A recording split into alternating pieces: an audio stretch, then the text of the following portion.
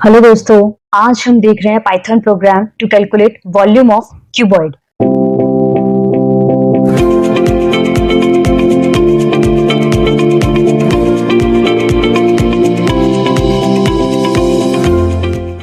अब क्यूबॉइड का वॉल्यूम निकालने के लिए सबसे पहले आपको पता होना चाहिए कि क्यूबॉइड क्या होता है और इसका वॉल्यूम का फॉर्मूला क्या होता है।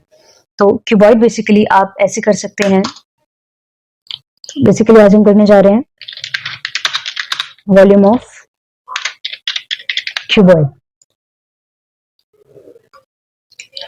क्यूबॉइड आपका कुछ ऐसा दिखता है।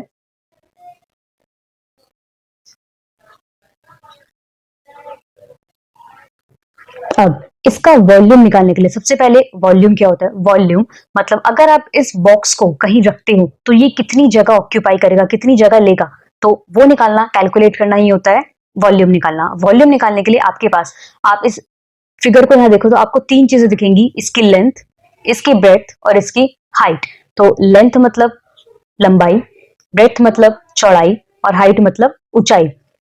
तो ये है इसकी लेंथ,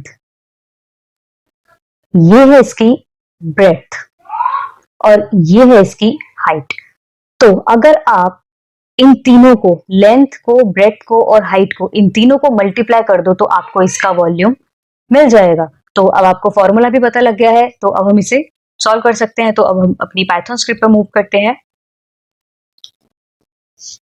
तो यहाँ आप देख सकते हैं, सबसे पहले तो आपको कितने इनपुट लेने होंगे यूजर से।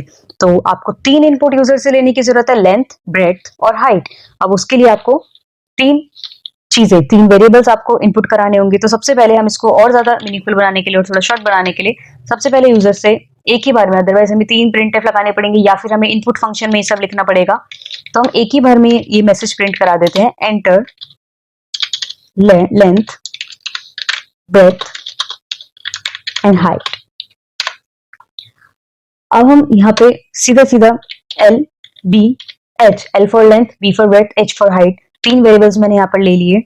और अब क्योंकि मेरी लेंथ, ब्रेथ, हाइट फ्लोट में भी हो सकती है, तो हम फ्लोट फंक्शन के थ्रू ही इन तीनों को कॉल करेंगे।